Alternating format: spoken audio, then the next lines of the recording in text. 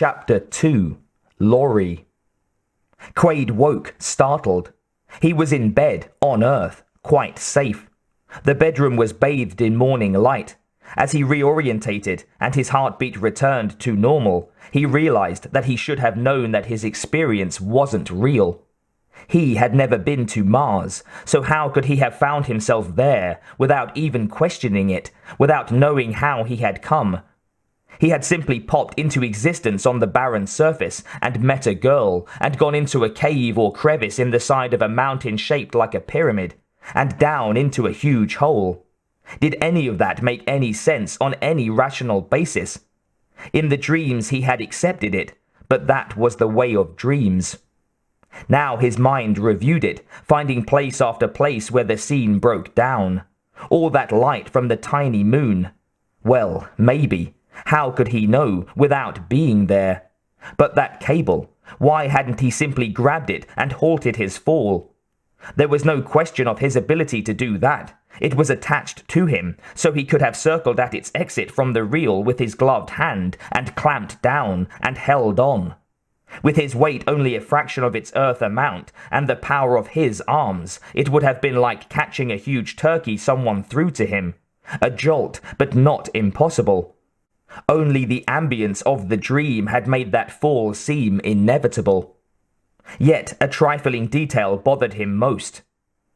Doug, the woman had called him. That meant she knew him, though he could not draw her name from his memory. Not Mr. Quaid, not Douglas, but Doug, cried out with feeling. That feeling summoned a return feeling from him, even now that he was out of the dream, back in reality. She was important to him, more than important, Then the rest of it clicked into place. How had he been able to hear her call, there in the near vacuum of Mars's atmosphere? They had not spoken throughout the dream, but there at the end of the verisimilitude, the semblance of truth had broken down. The bright light at the conclusion, that was this light, the light of day on Earth, more intense than that of Mars. Not the brilliance of heaven or the inferno of hell encountered at his death, but the ordinary brightness of ordinary day where he overslept. That was a relief. Yet that voice still tugged at him. That woman. There was someone with him. Quaid blinked and looked. A beautiful creature was leaning over him. She wore a flimsy nightgown that was falling open with a readiness that had to be intentional, to reveal portions of her splendid anatomy. She was not the girl of the dream. She was a stunning blonde Amazon. His wife, Laurie. How could he have forgotten? "You were dreaming," she said sympathetically as she reached forward to wipe the sweat from his brow. He did not answer, distracted by the clear sight of her full breasts within the hanging nightgown. He had, of course, seen them many times before, but somehow he never got tired of looking. Talk of impressive architecture. "Mars again?" she inquired solicitously. Her breasts moved as her arm did, as she completed cleaning his face. He nodded, still upset by the experience, though he was rapidly coming to terms with the current situation. What did the woman of the dream have that Laurie didn't? Brown hair, maybe, nothing else. And Laurie wasn't exactly wearing a spacesuit. Suddenly he realized that the Mars woman's voice had not been an error in the dream. They had been in spacesuits, and spacesuits had intercoms or whatever. He had heard her via his helmet system. It encouraged him to make that connection. It meant that his dream wasn't quite as far-fetched as he had thought. Laurie, mistaking his distraction, started to caress him. Her hand trailed down his neck, and she squeezed the muscle of his shoulder.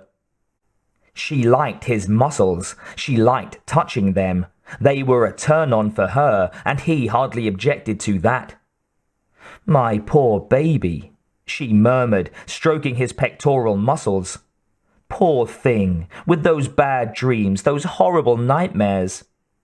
She brought her head down, kissing the crotch of his neck and shoulder in a way that might have been comforting, but was becoming erotic. "Is that better?"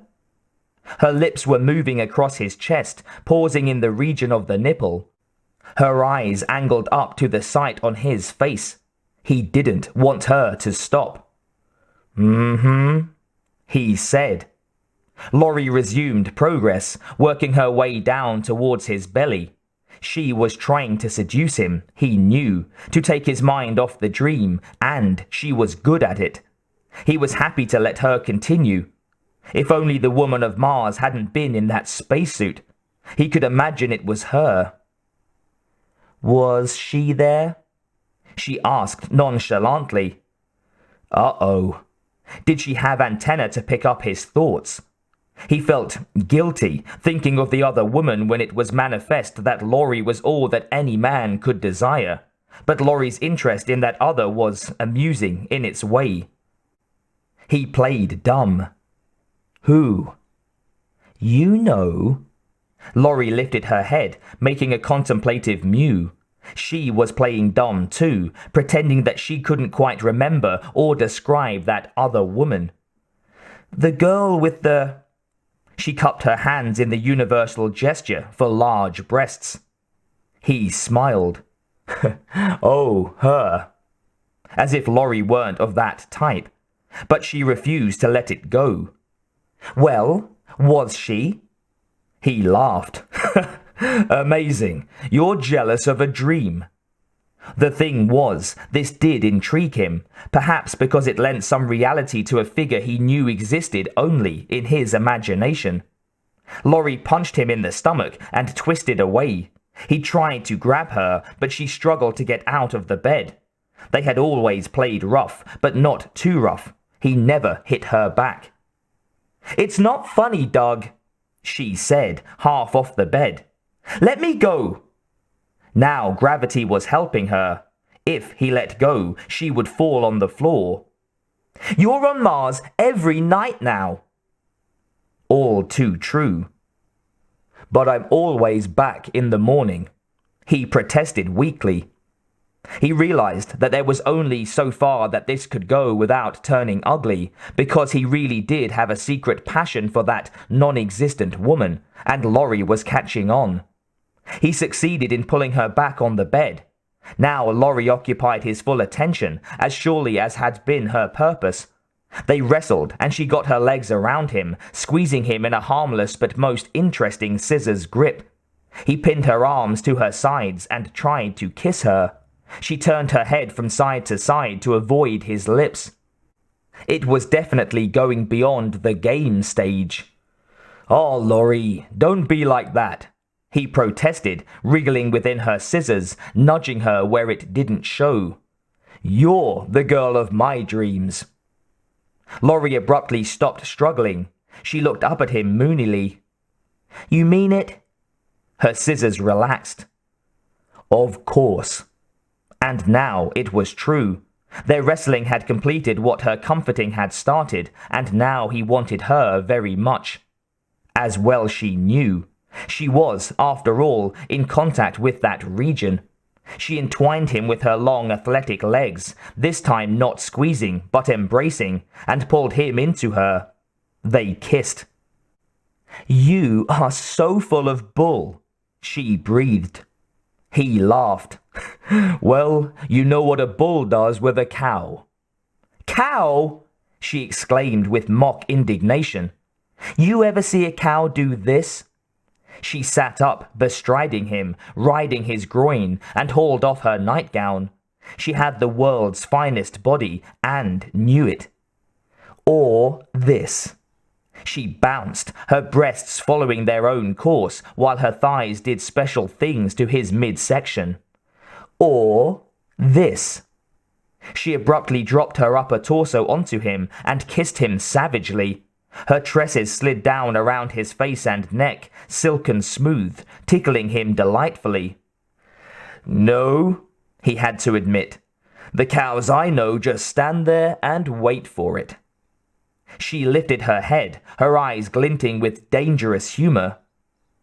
"And just how many cows do you know?" "Only one." He felt her body tense warningly. "And she's only a dream." Laurie relaxed. She liked that analogy. He had called the dream girl a cow instead of the real one. She resumed her activity. It was certainly true that she didn't just wait for it. She came more than halfway to get it. It was an attitude he liked very well.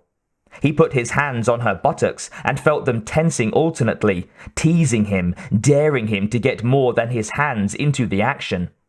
He rolled her over.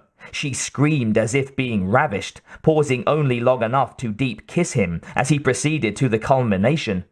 She did a belly dance, but her abdomen didn't move. It was all internal. Her tongue flicked into his mouth, coordinating with the hidden dance. Oh yes, she was no cow, but he did feel like a bull at the moment. Even so, the picture of the woman of his dreams remained in his mind, and he wished that she could be the one with him at this moment. He closed his eyes and tried to pretend it was the Mars woman he was embracing. He wondered what the hell was wrong with him.